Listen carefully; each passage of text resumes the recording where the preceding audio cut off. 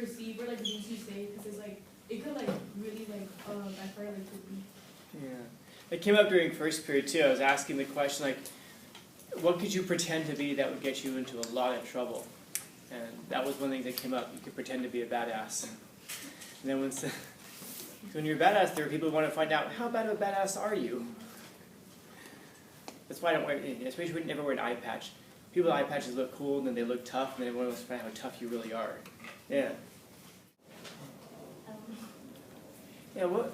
It's an interesting thing. Like, what would be an example of something like that, where we want to kind of like we don't want to accept the thing that we are, so we try to act like something other than what we are. Maybe like judgmental. I'm sorry? Judgmental? Me? No. How do you mean? Like, I don't know, because like, let's say there's something who's like really judgmental like about people, and so like try to cover it up, they're like the opposite of that, like on the outside, but they're like in their head, they're like, oh, like this person was this and that. Yeah. That's actually the example I was thinking of too. I have a friend who's like that. Very judgmental and pretends not to be. And I can't even ask him why he pretends, because then he'll get really pissed about it and be very judgmental about it. Yeah.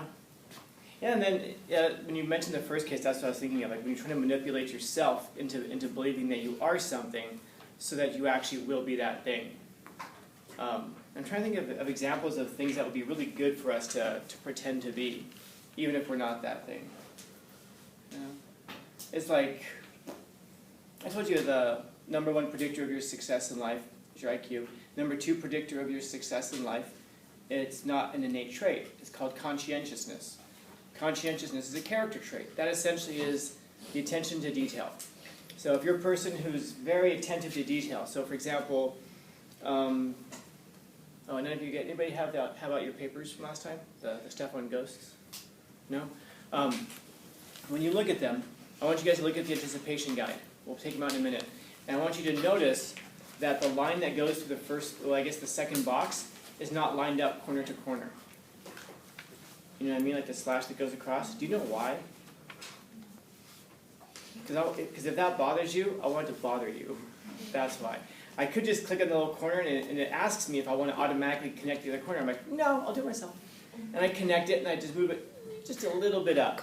So if you look at it, it's going to bug you.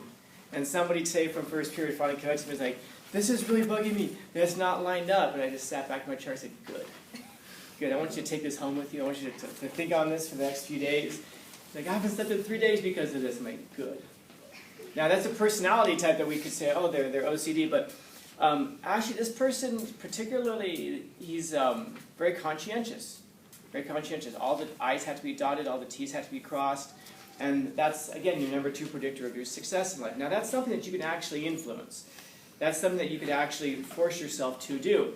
Even if you're thinking of like, oh, I don't know why this I has to be dotted. That's not a big deal. You may not think it's a big deal, but you still force yourself to do it. And what happens is over time you start to do the little things right. You start doing the little things properly. Now when you do that, all of a sudden the little things start to matter to you. And you do them right the first time through, and then you become conscientious. And that's something that you actually can affect. And of course, conscientiousness is a trait that highly successful people seem to demonstrate. So it's something that you can control.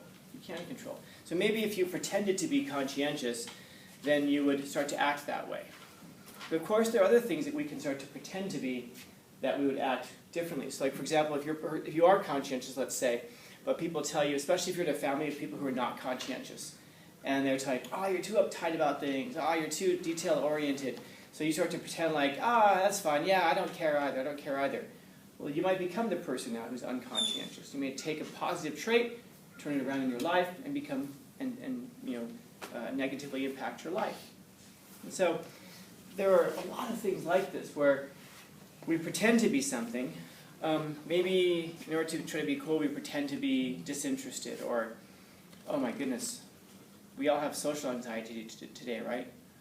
We're all like in therapy and dying from social anxiety. We're all afraid of like talking to ourselves much as another human being. And I get it. There's social cachet that's associated with seeing ourselves this way.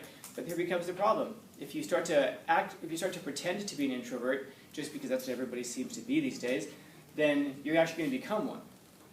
And we know, again, that if any of you guys are introverts in here, get ready. The life expectations for extroverts are way better than introverts. Success in terms of longevity of life. Extroverts live much longer than introverts. So we die faster. Extroverts obviously have a higher life satisfaction. They report being happier with their lives. They report having more meaningful relationships. They earn much more money than introverts, generally speaking, and so forth. And so, if you're an introvert, maybe you should pretend to be an extrovert. Oh, but it makes me really uncomfortable. You ever tried dying? You'll probably be uncomfortable with that too. You're going to die a little bit sooner too. You're going to have fewer, again, meaningful relationships with people. Your life outcomes are just better if you're an extrovert.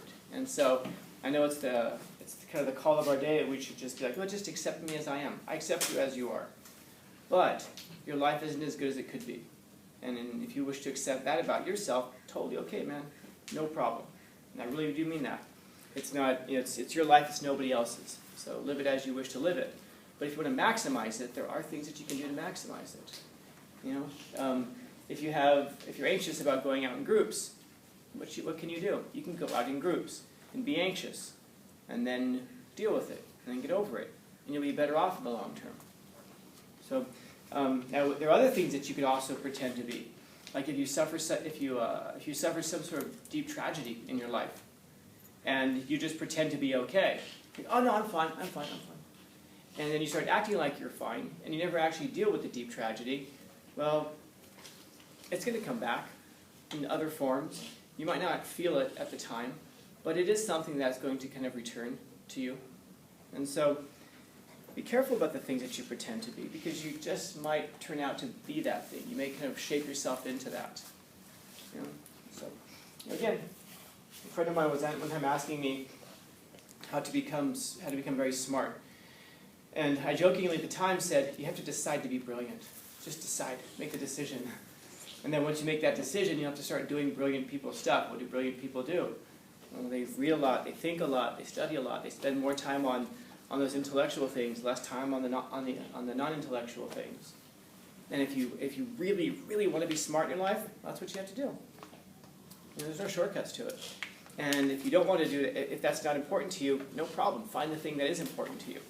And then pursue that thing, whatever it is.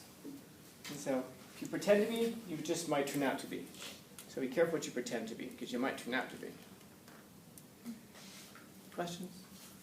Comments, concerns, complaints, criticisms, critiques? Easy, simple, straightforward.